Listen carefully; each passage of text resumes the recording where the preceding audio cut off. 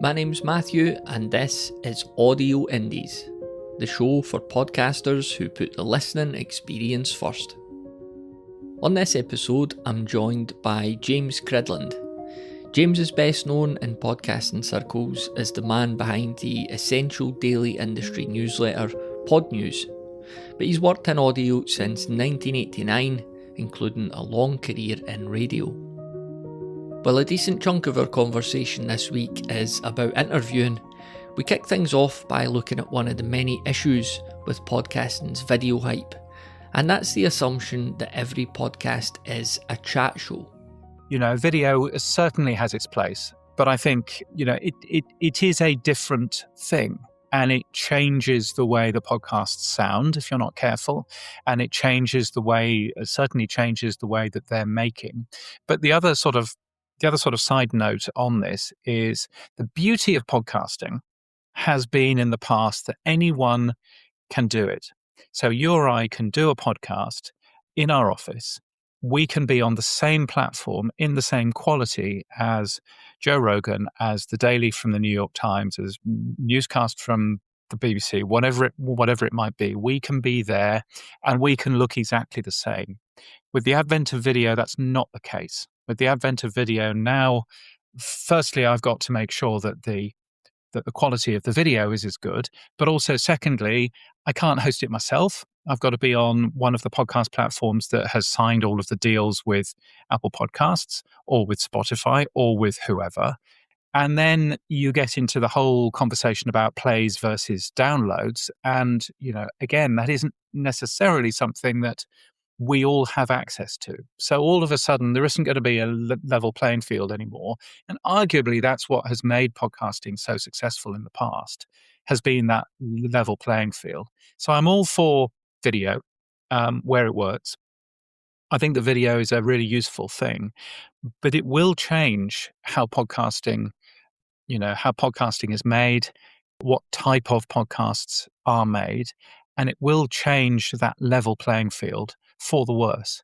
And as long as we're comfortable and happy with that, then that's fine. But, I think that there's just things to have a think about there in terms of where the future of podcasting ends up going. I'm venturing out into adjacent topics here because I suspect you might have some knowledge or opinions on this, but if we look at radio, presumably over the past 15 years there's been a push to get webcams in the radio studios.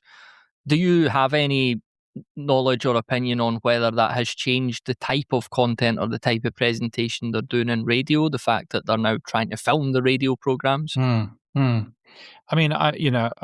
My other job is a radio consultant, and I was working for a radio station back in 2003, 2004, when we were looking at, I was talking to all of the presenters saying, can we put a camera into the studio?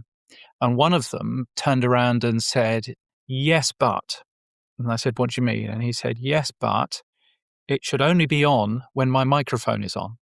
When my microphone isn't on, I'm not performing. So therefore, that camera shouldn't be on. Can you fix it so that it's only on when the microphone is on?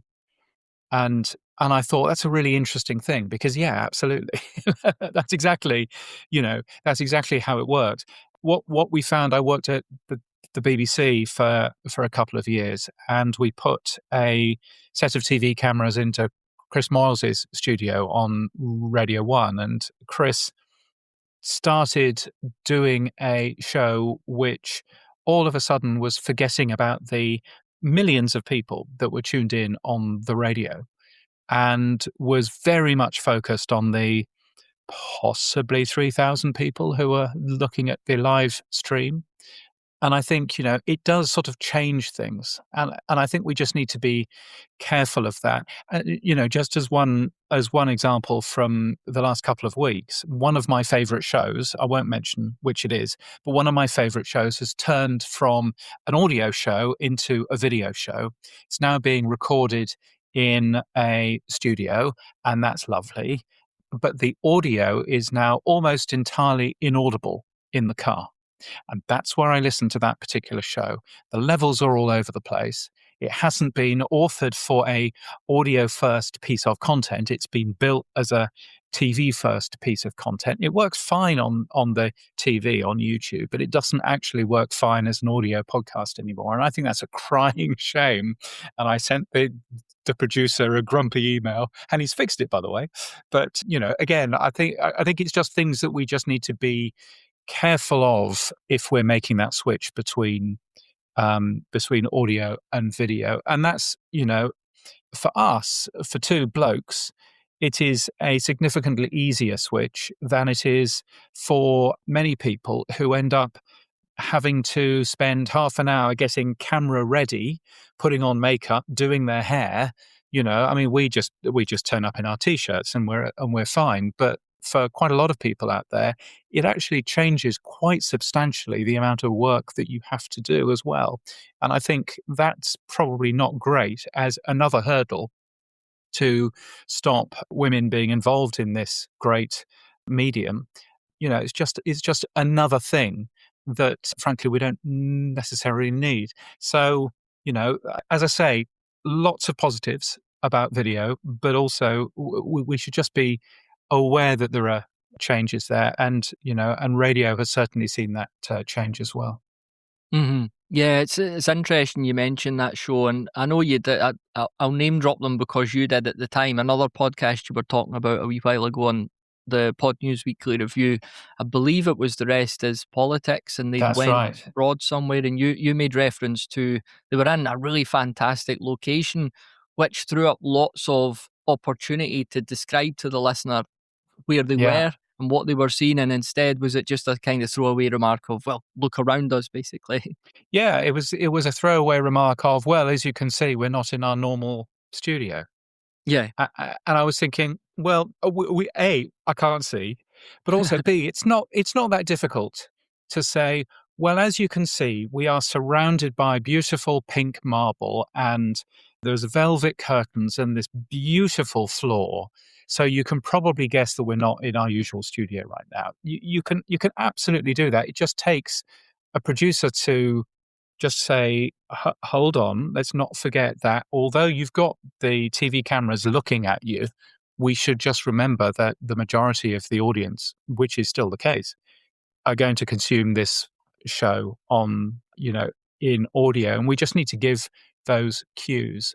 And I think that, if radio and podcasting, if radio can teach podcasting anything, it's quite a lot of that training is kind of built into you as you go. And I think podcasting is interesting because everybody just does it, and there's that lack of 3-4 years of training, because of course why would you have 3-4 years of training, whereas you clearly needed that back in the day when you were trying to get onto the radio. You wouldn't be allowed onto the radio prior to getting any training on how to use a microphone and what you can say and the correct ways of saying it. So so there's all of that kind of stuff there too.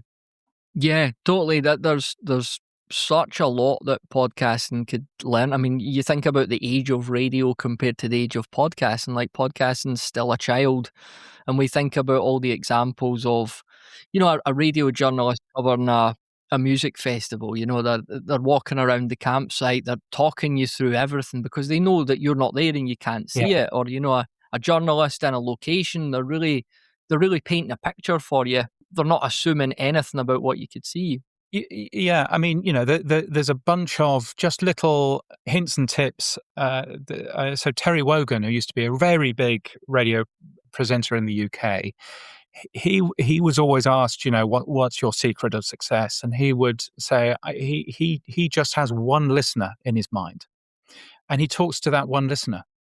And so you never talk about, I hope you all are very, you're all very happy and you've all had a good weekend, because that breaks that. You are talking to one listener. That one listener is having a listen. 93% of all podcasts are listened to alone. 93%. So don't say, I hope you're all feeling happy, because no, I hope you're feeling good today. I hope you've had a good weekend. And using those words is just a really easy way to just get a bit closer to your audience, because your audience are, as I say, all listening, probably alone, maybe in the car, wherever it is that they happen to be. So it's those little hints and tips that any good radio consultant will tell you, and I think that there's an awful lot to be learnt from that. There was a couple of radio presenters here in Australia, and they did a very good talk in a conference that I went to. And they said that what they found was really important is learning all of the rules so that they then knew which to break. If you don't know the rules, you don't really know whether or not, where you're going with any of that. And I thought that was a really interesting way of thinking about it. For sure, yeah, I've heard that a lot over the years. You'll get somebody coming into whatever creative endeavour it is. Say it was fiction writing. Why would I listen to Stephen King's opinion on the structure of a novel? I want to do my own thing, and it's like, well, no, I mean, not saying you need to copy Stephen King, but he will tell you, this is generally how things work. It's up to you. Once you know that, you could make the decision, but it's pure hubris to think you'll arrive, in a creative endeavor and just completely reinvent the wheel, isn't it? So yeah. No, exactly. So yeah, I find that whole thing really, really interesting. But it's just knowing those little tips and tricks. So I think that radio has a lot that can help podcasting, and we shouldn't forget that radio is incredibly big. If you look at the time spent listening to audio as a whole in the UK, then radio is about 2/3 of that time. Podcasting is 9%. Podcasting is so much smaller. So we have so much space to grow, which is great news for us, because we can, arguably we should be as big as podcasting, right? But at the moment we are so much smaller. So that there should be space for us to grow 4, 5, 6 times bigger than we currently are. And that's a fantastic place to be in. How exciting to be at the beginning of a medium, the beginning of an industry. Well, we know that there is nothing stopping us from being 5 or 6 times bigger. That's an incredible place to be. For sure, yeah. I'm wondering as well, do you think that podcasters who want to improve their presentation skills, do you think it'd be worth them setting aside some time now and then to listen to professionally produced radio programs? Because the folks behind the mic there... I think if you can find a good professionally produced radio program, right, yeah, then that's a start. But, behind me, hidden away in my bookcase behind me, are a lot of really useful books, which are all about how to be a great, powerful broadcaster, and, secrets of radio broadcasting and all of that kind of stuff. And actually, those books are great to jump into and to read. Just ignore the word radio and focus on the word podcast. Because actually there's so much to learn from that. So I would think, go and grab a couple of those books. Ignore the fact that it's talking about radio, because all of those tips of the trade are really useful for you as well in terms of any sort of audio stuff that you end up doing, or indeed video. I guess for folks that do interviews too, it's very common for us to do an hour-long interview in podcasting, because, that's how the Google Calendar works. But in radio, if you're getting a guest on, I mean, what have you got, like maybe 10 minutes with them? So you're really going to have to dig out the value. Exactly right. I mean, not even that. So, I did 2 interviews recently on national TV here in Australia, and I think the second one I was on for 2.5 minutes. The first one I was on for 3 minutes. And so that really makes you think as the interviewee. It makes you really think, okay, what is the one thing that I want people to remember from this?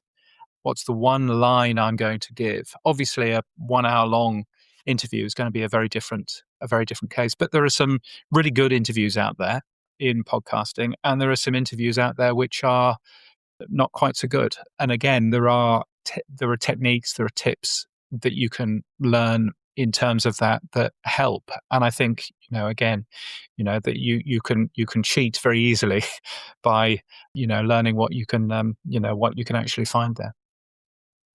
Whether it's podcasting or radio or TV or YouTube, who are some of your favourite interviewers? There's one here in Australia who is very good, who is a man with the unfortunate name of Richard Fidler, which when you write it down and read it back, it could mean something else. But Richard Fidler is really good. He does, and again, you can get this as a podcast. It's called Conversations, and it's an hour long. And he is given the time to, to have a proper conversation with someone. And I think what he is very good at doing is he's good at just shutting up and listening to what the interviewee is saying. He's good at just sort of shutting up and listening, but he's also really good at the research. He's done so much research, so he can guide the person to the funny stories. He can guide through an hour's interview is quite a difficult thing to keep people's interest in. And so, just having done the research, the proper research into that, he's very, very good at that. So I find him, he is one interviewer who I find, as very, very good. But, it's interesting seeing how, you mentioned The Rest is Politics is interesting, seeing how Alistair Campbell and Rory Stewart can both interview somebody at the same time, and sometimes that works and sometimes that doesn't, and so there are certainly things to be learned from that. But there are a ton of really good ones. But I think, again, it comes down to being quiet and sometimes not even rushing to fill that hole. If somebody says something, I saw Louis Theroux being interviewed recently on a YouTube show called The Harry Hill Show. And Harry Hill, very good comedian, but Harry was basically saying, you have nailed just being silent. Somebody says something and you just look. And he said, why do you do that? And Louis Theroux said, well, I do that sometimes because, frankly, I'm just thinking of what to say next. But I'm also doing that sometimes because they've said a really stupid thing and I want them to kind of explain that or dive deeper into the hole. And they will do if you just shut up and you just wait for them to keep on talking. And I thought it's a really interesting plan. Doesn't always work, but Yeah. yeah. What would you say to someone who is they want to do an interview show and they'll maybe say that I don't want to research anything, I want to go in cold because I've heard this a lot, my listeners going in cold, so I'll go in cold, I'll just find out everything as we go. Do you think that is a bit of a naive approach? Yeah, I mean, I think it's lazy. I think if you know what to ask people, then you can make a much better interview as a result. So I listened to Richard Fidler doing an interview with Sandy Toksvig, and Sandy Toksvig is quite a well-known Danish comedian, but based in the UK. And we learned an awful lot of things about her in this hour-long interview. But what was very clear is that Richard had understood there was a story there that she could tell. There was a story there that she could tell, and was guiding her towards those great stories and great anecdotes that he already knew about. And I think that that's a much better way than just going in blind and just hoping that everything works. Yeah. Mm-hmm. It's difficult, isn't it? Because there's the value you want to get, there's the key stories you want to get, but sometimes there'll be interesting responses that prompt follow-up questions. You maybe really want to ask those, but it could take you away from where you need to go. I mean, there's no right answer here, is there? It's, I guess, like anything else, it's just a case of practice, and sometimes you'll get it right, sometimes you probably could have done better. Yeah, it is. And, and listening to the great interviewers and, and some of those great interviewers, I mean, there's obviously, a great amount of interviews on NPR, on the BBC.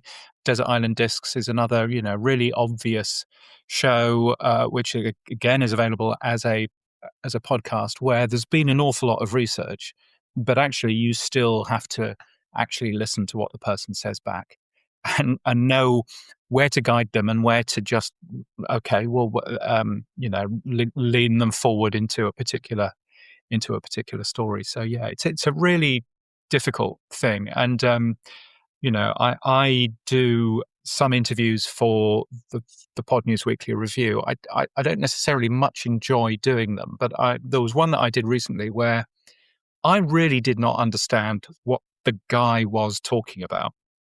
And I kept on asking questions round and round and round, but I don't understand. How can this work? And how can this work? And then eventually, after 7 or 8 minutes of me asking again and again and again, we both finally understood, where the disconnect was. And I'd like to think that at least on that side, I was behaving just as a normal audience member would, of going, yeah, none of this is making any sense. Where is the disconnect here? And being able to actually explain that to the audience is, I think, a very useful thing too. Mm. That reminds me of, are you familiar, I'm sure you are, Out on the Wire by Jessica Abel. It was done like a graphic novel, but it was basically a training manual for NPR journalists working with audio. Brilliant book. It must have come out Oh, nice. Yeah. 15 odd, maybe more years ago. But I'm sure this tip came from Jessica Abel's book.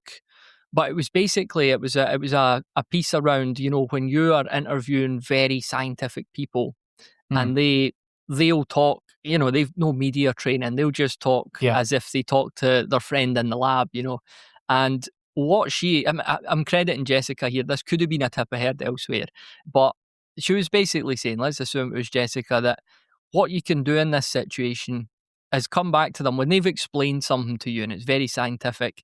You then say to them, so what you're saying is it's a bit like, and you give them this very simplistic metaphor, and they say, no, it's not at all like that. And then they come up with their own metaphor that's better. And therefore, that gives the listener the accessibility. They can then, put a picture to that, if you like. Yeah, absolutely. And of course, there is the power of the edit, which we all have. So being able to actually ask a question again in a slightly different way so that you get a better answer, so that you can then get rid of the first crappy answer, and then you've got a really nice answer.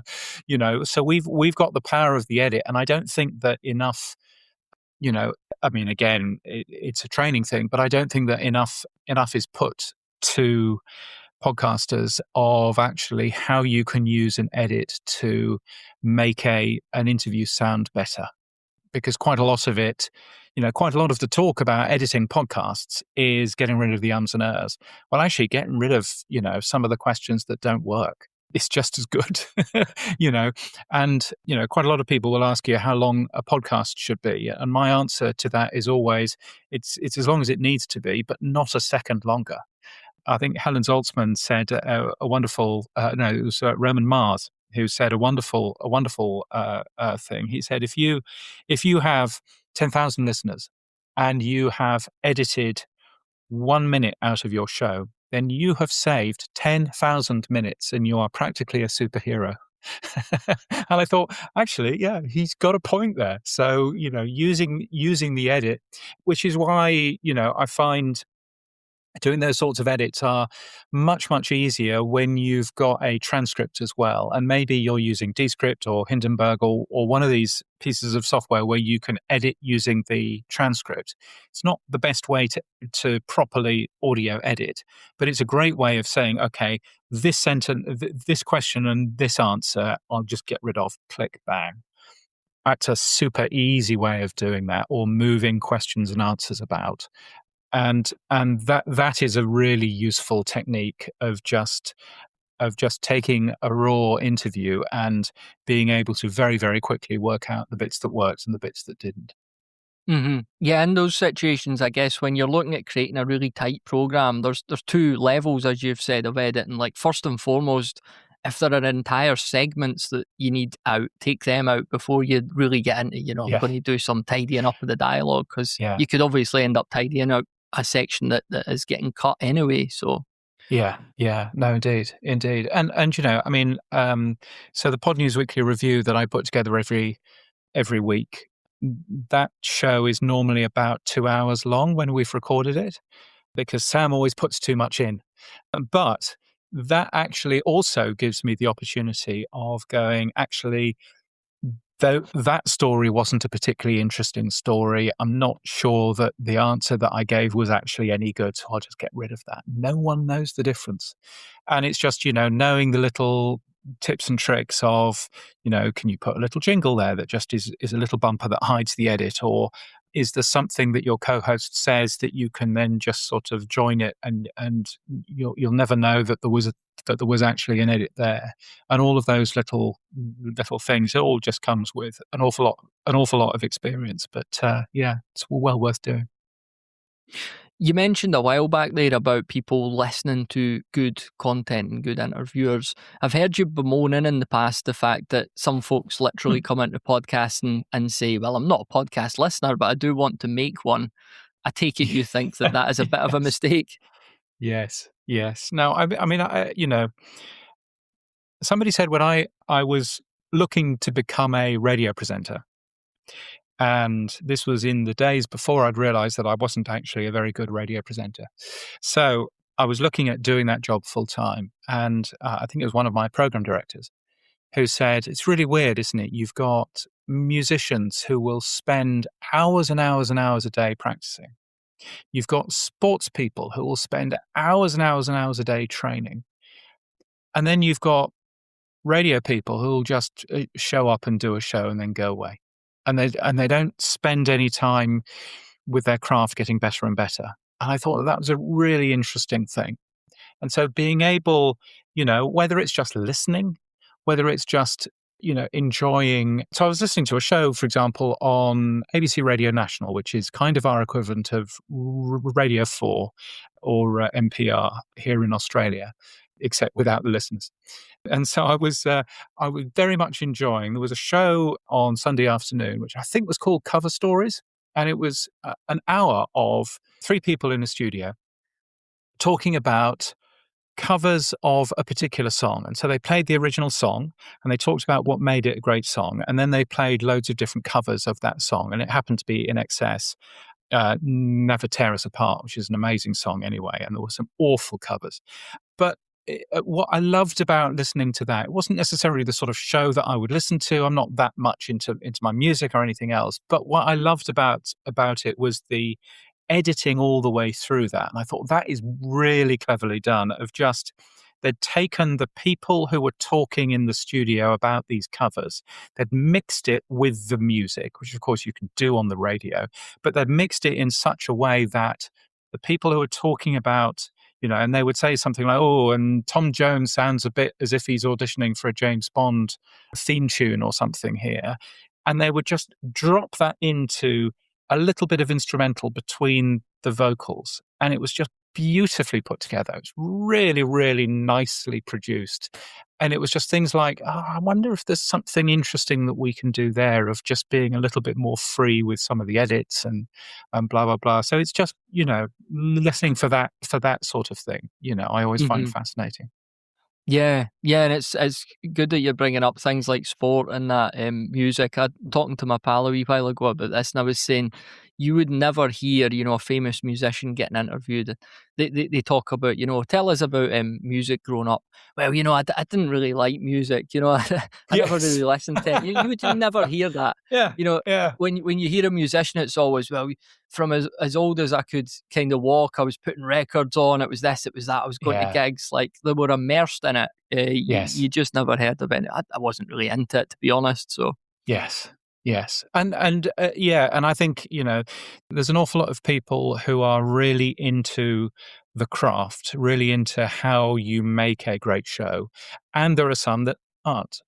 And I don't necessarily think that gets the most out of these people, because I think, just having an interest in the nuts and bolts of actually, okay, what made that show so good? Why was that show a really enjoyable show? Was it because, was it the music there? Was it the way that person linked into a recording in that particular, using that particular phrase, and just those little things that I think you do start picking up when you listen to, an awful lot of this stuff. Yeah. Yeah, and I guess a really well put together program. If you study it from an academic or professional point of view, you could start to notice all that. But for the average punter listening, it almost sounds casually put together, and then that's a Yeah. win for it, isn't it? Like, it Yeah. just sounds like we just sat down and talked, and this is what came out. So Yeah. Yeah. No, exactly. Exactly. Yeah. There's an awful lot of that. Yeah. just one topic I wanted to finish on, James. You've touched on this a few times recently, where you have expressed concerns about like the definition of podcasting as it pertains to having a podcast industry. Can you talk to us a wee bit about that? Yeah, so there's a conversation going on at the moment around a podcast measurement, and part of that conversation is around what is a podcast anyway. And I think that there's what is a podcast, a very sort of cerebral conversation about what a podcast may or may not be. It might be a piece of serial content, that comes out. Maybe it has to be regular. I don't know. Is it audio or is it video or is it both or is it audio first or et cetera, et cetera. But I think the basic point that I was trying to make there is if we don't know what the podcast industry is, because we don't know what podcasting is, then we also can't turn around and say that whatever the figure is now, 58% of Americans listen to a podcast every single week, because we don't know what a podcast is. And we can't turn around and say $2.9 billion goes into podcast advertising every year, because we don't know what a podcast is. And I think the thing that we should probably just be aware of is there's an awful lot of money going into podcasts on YouTube. Is that money that comes out of the YouTube line on the advertising agency's accounts, or is it coming out of the podcast line? And I don't think that anybody knows anymore. And so I think from my point of view, I'm just super interested in the word podcast, but what is it that I should be reporting on in the Pod News newsletter, for example? Where does podcasting finish and where does short form video content start? Or, et cetera, et cetera. So I think it's going to be very interesting seeing yet another definition of what a podcast is, which we'll see in the middle of July.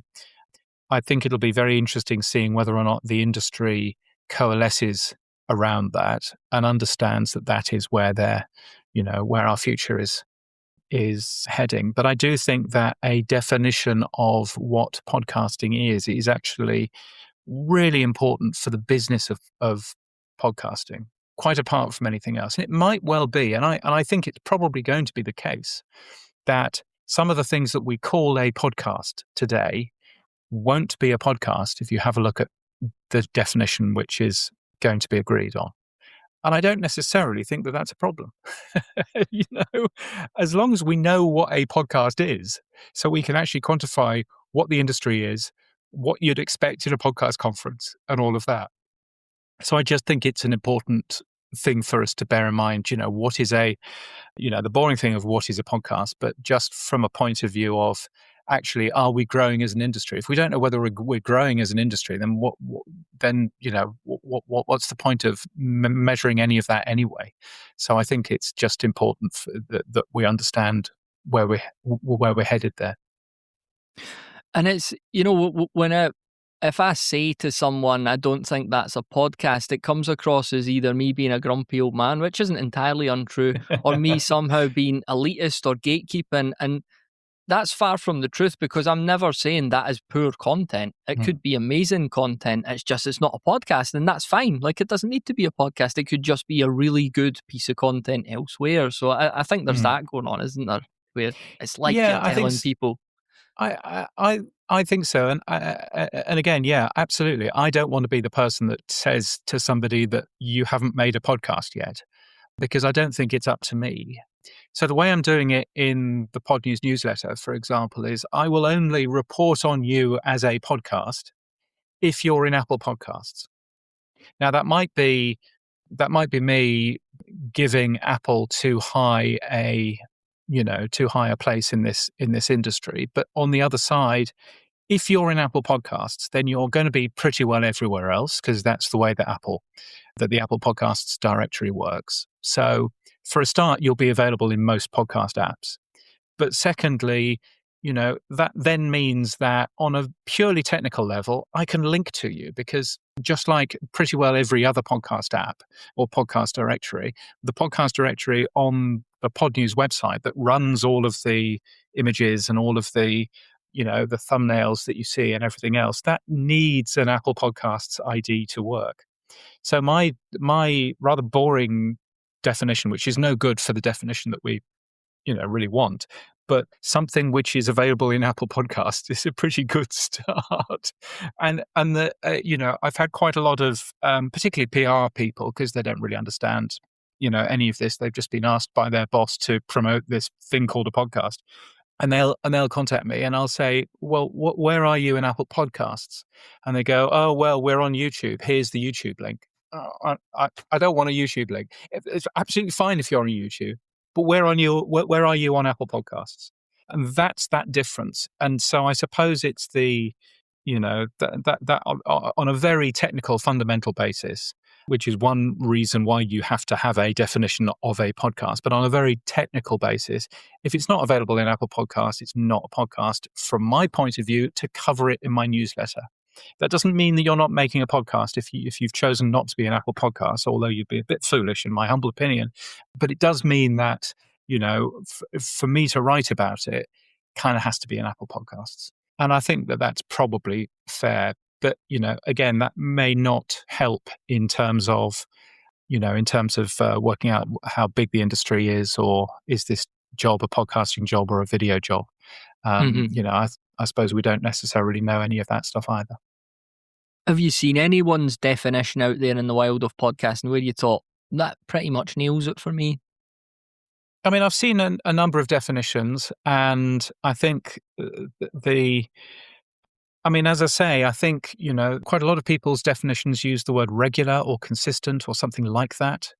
And that then means that most fiction podcasts out there, which come out in a lump of 6 or 8 episodes, and then they sit moribund for a year, like a book, that means that most fiction podcasts aren't podcasts. And I'm not sure that that's a helpful definition either. So I suppose I can point to individual things which I'm not sure are podcasts. But on the other side, is there a nice definition? I mean, as I say, the easiest definition I've come up with is it in Apple Podcasts? But that's not much of a definition, I appreciate. Mm-hmm. Yeah. So you don't envy the task ahead of the folks that are going to try and put this definition together? No, I mean, I think that it's a job that they need to do from an advertising point of view. And I think that makes perfect sense for them to do that. I think also on the other side of it, if you look at, the other thing that they've got to work out is plays versus downloads versus whatever. And, the only thing I would say on that is it's very important that, again, it's a level playing field. And I don't know how we define what a play is. And I don't know whether a play requires you to have HLS audio and video rather than a download. And I don't know whether or not, we're hoping that Apple or Spotify gives us that information. I really don't know all of that stuff. And so I suppose it's one thing, a bunch of salespeople working out how to sell advertising into podcasts. And that's a noble thing to do and a vital thing to do. But there are also, whatever the figure is, 85-90% of all podcasts out there which don't contain any advertising anyway. And it's kind of got to work for us too. So that's also important. It's been a brilliant conversation, James. I really appreciate your time. Where would you like to send the listener to check out what you do? Well, I would like to send them to a very nice coffee shop somewhere. That would be a good thing to go. But if you wanted to read more about podcasting, then obviously podnews.net is very good. Highly recommend that. It comes out every single day. You can also find it in your favorite podcast app. And if the talks about radio interested you, then I also write a radio newsletter because I obviously don't have enough to do. And you'll find that at radioland.email. Thanks so much for listening to this episode of Audio Indies. Please make sure you're following or subscribe to the show on your listening app of choice. And if you like what you've heard on this episode, why not share it with someone else who might enjoy it too? Thanks again, and we'll chat next time.